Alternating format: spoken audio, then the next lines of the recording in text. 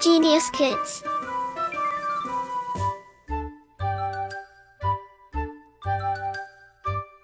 Cultivating love for learning.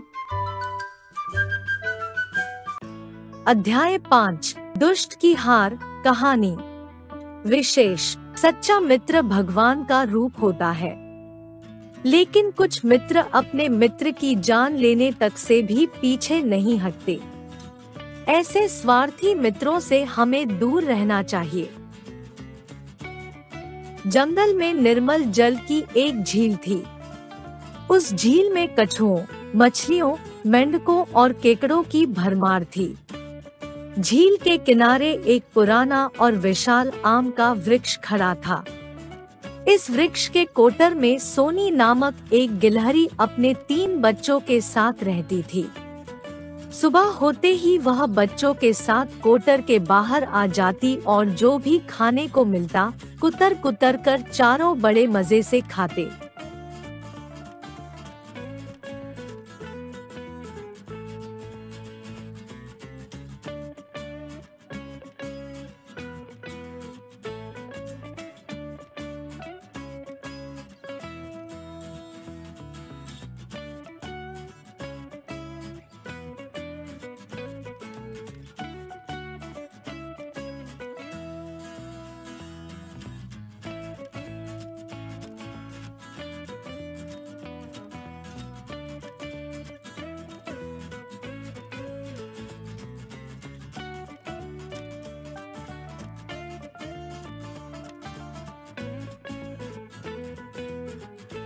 एक दिन कछुई ने सोनी को तेजी से भागते हुए और पेड़ पर चढ़ते देखा। वह उसकी लहराती पूंछ और धारीदार कमर को देखकर आश्चर्य में पड़ गई। उसने मोटू से कहा, झील के राजा, मैं आपकी पत्नी हूँ। मेरी इच्छा है कि मैं भी सोनी की तरह ही दौड़ भाग पाती। मुझे लगता है कि यदि मैं सोनी को मारकर खा जाऊं तो उसके कुछ गुण मुझ में आ जाएंगे। आप किसी तरह सोनी को यहाँ तक ले आओ। कछुआ बोला, यह काम कुछ भी मुश्किल नहीं है। वह मुझ पर इतना विश्वास करती है कि मेरे साथ चली आएगी। तुम्हारी इच्छा तो पूरी करनी ही पड़ेगी। मोटू आम खाने के बहाने सोनी के पास गया और बोला, सोनी रानी, आजकल वर्षा के कारण झील में पानी खूब भर गया है। मेरे परिवार के लोग चाहते हैं कि तुम्हें झील की सैर करा दी जाए। सोनी उसकी बातों में आ गई। उसने कछुए की पीठ पर बैठकर झील की सैर करने की बात मान ली। दोनों झील के बीच में जा पहुँचे।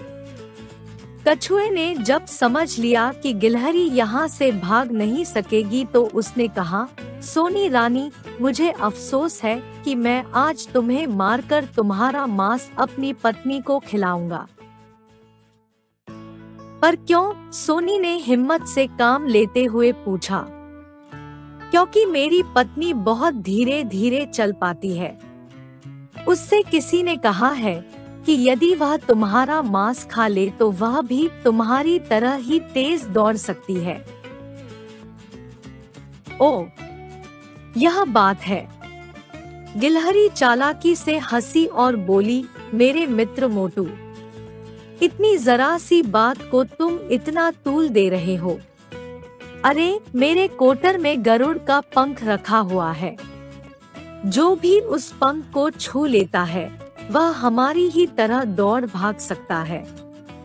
यदि मुझे ये बात तुम पहले बताते तो मैं वह पंख तुम्हें बहुत पहले ही दे देती। चलो, आज ही मैं भाभी के लिए वह पंख तुम्हें दे देती हूँ। उससे यह भी लाभ है कि अपने रिश्तेदारों के शरीर से छुआ देने से उनमें भी मेरी तरह दौड़ने की विशेषता आ जाएगी।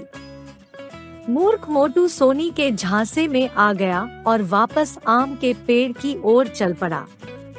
किनारे के पास पहुंचते ही सोनी कूदकर पेड़ पर जा चढ़ी और बोली, दुष्ट मोटू, चला जा और फिर यहाँ कभी मत आना। जो अपने मित्रों को भी हानि पहुँचाने से बाज नहीं आता ऐसे कपटी और बुरे प्राणियों से परमात्मा सबको दूर ही रखे। मोटू हाथ मलता रह गया और निराश होकर झील की ओर लौट गया। शब्दार्थ। निर्मल का अर्थ है साफ सुथरा। भरमार का अर्थ है बहुत संख्या में। विशाल का अर्थ है बड़ा। वृक्ष का अर्थ है पेड़। स्वयं का अर्थ है खुद। आषाढ़ का अर्थ है वर्ष का चौथा महीना। निहाल होना का अर्थ है धन्य होना। तूल देना का अर्थ है महत्व देना। कोटर का अर्थ है पेड़ के तने का खोखला भाग। हानि पहुंचाना का अर्थ है नुकसान पहुंचाना। बाज न आना का अर्थ है बुरे कार्य करने से न मानना। कपटी का अर्थ है छल करने वाला। परमात्मा का अर्थ है ईश्वर। हाथ मलना का अर्थ है पछताना। Like, share and subscribe.